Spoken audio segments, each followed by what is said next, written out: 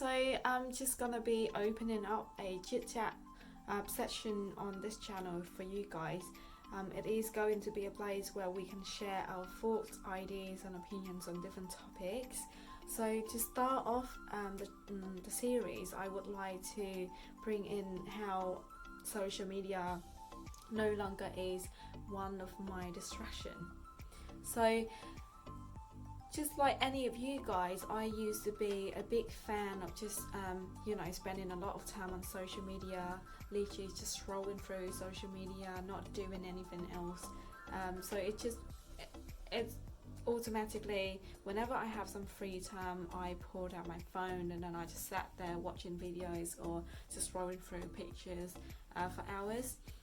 So the last 2 years I made a big decision, deleting all of my account permanently on all of the channels of social media. So Instagram, Facebook, Twitter, anything like that, I deleted everything. And during the last 2 years of not having any social media, I can really feel the difference.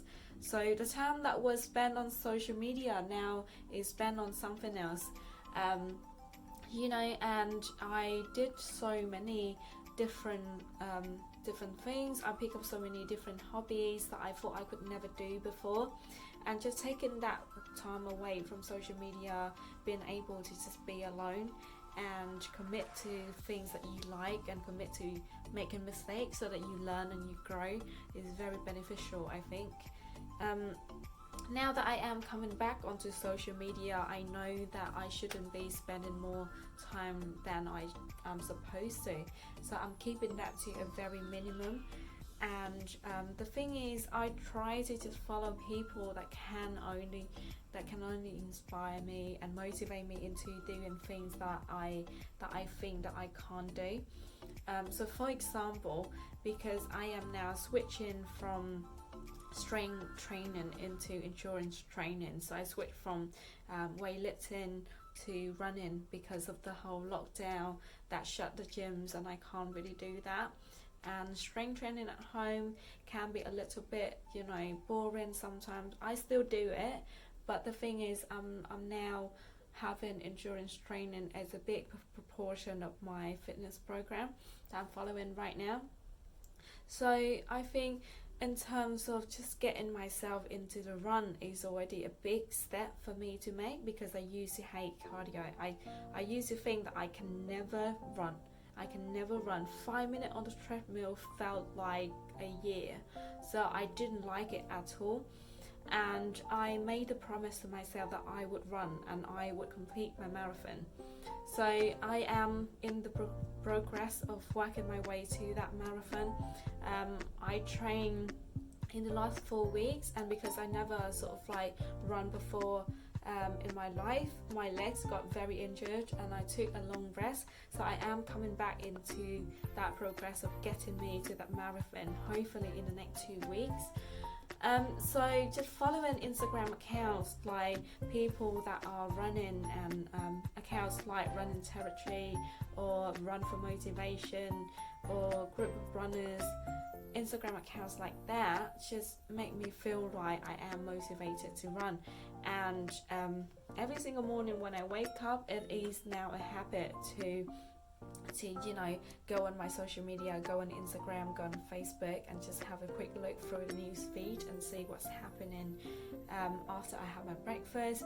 So after I have my breakfast, usually I would go on Instagram, look through all the pictures that other runners put up and other sort of nutrition plan that they are following to give them the result that they have. And that is just inspiring. So I'm going into my workplace thinking, when I finish work and come home, I am going to dedicate myself to a long enough session of running, and I am going to do it. And in terms of building up my fitness business, and in terms of writing my first book as well, having a 9 to 5 job is hard enough already, and having to commit to two training sessions a day, one before work and one after work, is already training. But the thing is, if I want to go the extra mile and work on my business, work on my book, I need the motivation. And following accounts like top earning process really helped me in terms of motivating myself to work the extra hours, to step the extra mile, going out of my normal comfort zones. So for the last 3 weeks, what I have been doing is that just following people on Instagram that really give me the motivation, the inspiration to do things. And I think in the last 3 weeks I did something amazing. Is I ran 30k. I ran 30k, which I never thought I could. That was the first thing. The second is that I wake up super early, so I get used to waking up at 4 in the morning nowadays, and I would work until 7 o'clock, 7 to 8 a.m. I would go out for a quick run just to warm myself up for the day. Going back, having showered, I would go into work with breakfast, and then when I finish work, when I come back home, I'll do another hour of running. And it really depends on the week of training program that I'm in. So let's say there are days that I wouldn't do the morning session, but I'll do 2 hours after work of training. And after that, coming back, I know that I've got to cook my food, and after I have dinner, I have a book to write and I have a business plan to work on. So I would then go and work until 10 or 11, sometimes midnight, depends on how motivated I feel that day. But saying that, I mean, if you are working long hours and if you feel like you don't have the time to rest, or you need to take a rest, going on social media doesn't help in that kind of in that sense, because I'm trying to work hard, yes, but I'm trying to rest as well. And me, because I've only followed people that like work really hard, so when I go back on my social media, they just keep telling me you need to make sure that you can't be outworked, and that just means that I'm gonna go back onto doing work on my laptop or on my phone. So just making sure that you are working hard, you're using social media, wisely, and so that it can bring you more benefit and advantages in your life. Social media can be a great tool to sort of motivate yourself, to stay energized, to stay motivated, and to stay inspired.